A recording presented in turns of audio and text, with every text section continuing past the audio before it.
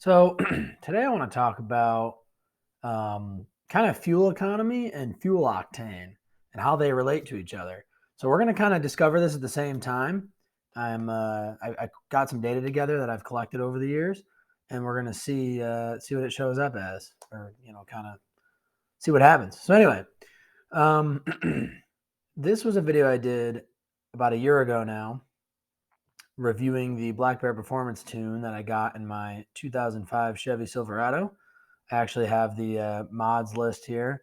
So it's a 1500 5.3 with 342 rear gear, built 4L60 trans with 2500 stall. And one thing I didn't actually add in that I probably should have is that the tires are a little taller than stock. So keep in mind all these fuel economy numbers are it accounts for this tire height. So that I've adjusted them all. So they're legitimately the per mile fuel economy numbers I'm getting. So if we play this video real quick, I'll just kill the audio. This is the truck. This is my 05 Silverado. It hasn't changed since this video, and the data that I've gotten that I'm going to show you today is anywhere from yesterday to about 3 years old when this was filmed. It's all post-tune, I should say, though, just to clarify that. The second vehicle in question, and that we're going to see, is not my motorcycle. There we go. My 2013 Chevy Camaro 2SS1LE XYZ. No. Yeah, so this one's going to be in it as well. And we'll get to the fuel economy comparison also with this. So one thing to note on the truck, it's a 9.7, I believe, to 1 compression that the motor in this truck has, the 5.3. It's something like that. It's 9 point something. It's 87 fuel recommended, and in the stock form, there's no benefit to higher octane fuel.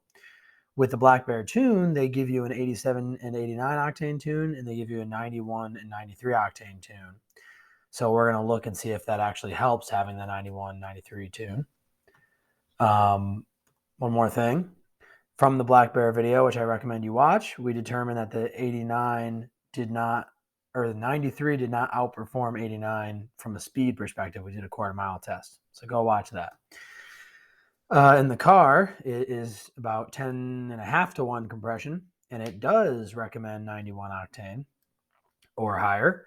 So running 89 or 87 in this is below the recommendations. Keep in mind, you will not damage the engine because the knock sensors can retard the timing, and you won't have any pinging like you would have on an old carbureted motor. So that's going to be fine. So let's go back to there we go. All right, so what we're looking at here, let me make this bigger. What I did was I took my spreadsheet where I have all different fuel calculations for every mile that I drive. And there's a ton of data here. I mean, the truck goes back to 2017. Actually, and the car does as well. I've just put more miles in the truck, so there's more data. But anyway, if we go back to this slide, here's the truck's data. The way that I split this up, it's a little bit confusing, but in the graph has it too. But we did 87 octane empty now, and then bike. So what this means is empty obviously is the truck's basically empty, just me and maybe my dog and stuff like that.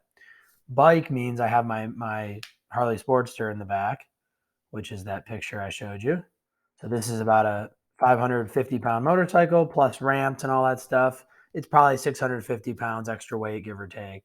So you figure 87 empty means just the truck, 87 bike means plus 650 pounds. And then towing is all this data is my camper, which is a 5,000 pound dry Jayco 23 RLSW.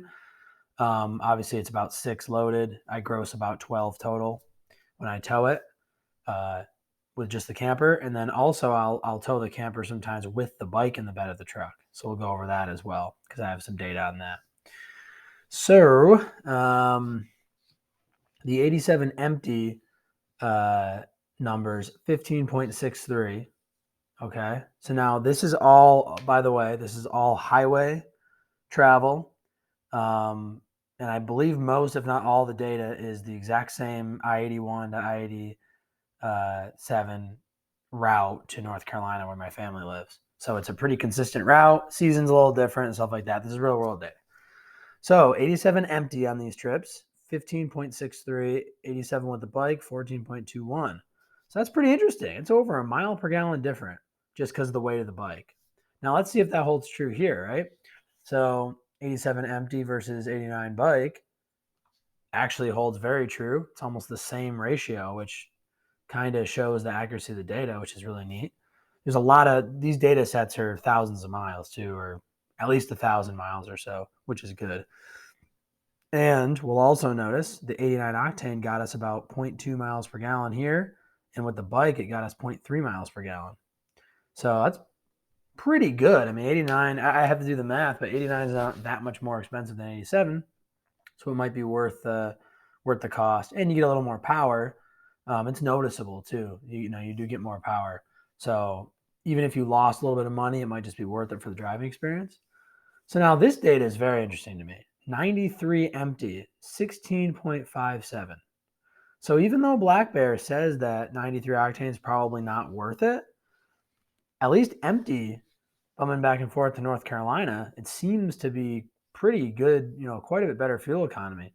16.5 versus 15.6. I mean, you're almost a mile per gallon better, and you're,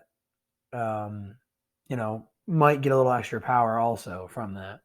I don't have any data on 93 with the bike, unfortunately. Just never done it. I'll have to try to remember to do that. But 89 towing. So now we're going to get into the towing numbers because this is interesting. 89 towing to just the camper, 8.41 average. Towing with the bike on 89, 7.75. That and I think the reason for this, because this is a big drop percentage wise, right? And you might ask yourself, yeah, it's almost a 10%, an 8% drop. So you might ask yourself, like, why does it drop that much just from another 600 pounds? Well, being a 4-speed transmission and the fact that this truck's not super powerful stock, I think it kicks me into second gear just enough that I'm losing the gas via the high RPM more constantly. If I had an extra gear, it wouldn't be nearly as bad. It is what it is. This is towing with a 4-speed and only a 5.3. 93 towing empty with just the trailer, 8.47. So interestingly, 89 and 93 towing seem to provide almost no difference. Can't help but wonder, I don't have data for it, what 93 with the camper and the bike might do, given the fact that 93 had a noticeable increase empty. So we don't know, but I also put this in a graph so you can see it. Obviously 93 empty is the highest, and then 89 empty and 87 empty are fairly close, and then two bike numbers are fairly close. So we're going to move on to the car now. So this is a little different. I don't tow with the car, obviously. I shouldn't say obviously. I guess you could tow lightweight with it. But I did commute versus all highway. My commute is about 50-50 city highway, and then all highways, obviously all highway. So this all highway is actually, some of it is that same North Carolina route, but some of it's also different highway routes. So just keep that in mind. I don't think it makes a huge difference. These data sets are also a little smaller than some of the truck ones, but I think they're still representative. For example, 87 commuting, 18.6. 89 commuting, 17.9. Then 91, 18.9, and 93, 18.6. So here's an interesting thing. All those commuting numbers are almost the same, give or take. So again, the data sets are a little smaller. I also just think that when you're commuting, you're at such low RPMs and you're not beating on the car that I'm not really sure you see the benefit of the Octane, because you're not running the timing necessary to build the power and therefore need the Octane, right? Just you're running lower timing and lower power anyway. But as I say that, on all highway runs, 87 was 20.8, 89, I unfortunately don't have 89. But then 93, if we skip all over that, was 3 miles per gallon better. Now, I don't have the biggest data set for 87 on the highway, So I need to do more of that. But that is interesting that we're 3 whole miles per gallon better. And that's all low RPM, right? And you stick it in sixth gear and never take it out. So that would kind of destroy my previous theory. So I don't know. Put in the comments what you think that's all about. I don't really have an answer for you, but I thought that was a very interesting data point. And I think all this data is kind of interesting because we often, you pull up to the pump with your performance car or your even modern trucks now, EcoBoost require the higher octane fuel or recommend it. That's usually how they phrase it in the manual because, again, you can safely run the lower stuff. And we often ask ourselves, like, am I just getting ripped off? So I don't know. I mean, do some testing yourself, but it really looks as though, at least with the Black Bear tune on the truck, you're not getting ripped off with 89. It's actually a really good deal in the sense that with 89, you're getting, noticeably better mileage empty, a little bit noticeably better mileage empty, but then the same mileage towing as you would get with 93, which is, which is good. And then I guess 93 empty might be the way to go if the cost works out because you're getting a whole mile per gallon better almost. I don't know. I mean, I have to kind of figure that one out. I guess it's only uh, not quite a whole mile per gallon off 89, but just a lot of ways you can cut this and look at it. But hey, here's the raw data. This is just what I got. You can put in the comments that you get 26 miles per gallon towing with your 4.8 Silverado, and I won't believe you. But go for it. And hey, if you can produce a real spreadsheet with data and prove it, then prove me wrong. But this is what these trucks get. I've driven this 140,000 miles in this truck. I've driven the car 50, 60K. If you're gonna not drive hyper mile, this is what you're gonna get.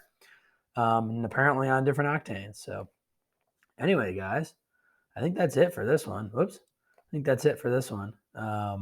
Thanks for watching. God bless America, and I'll see you on the next one.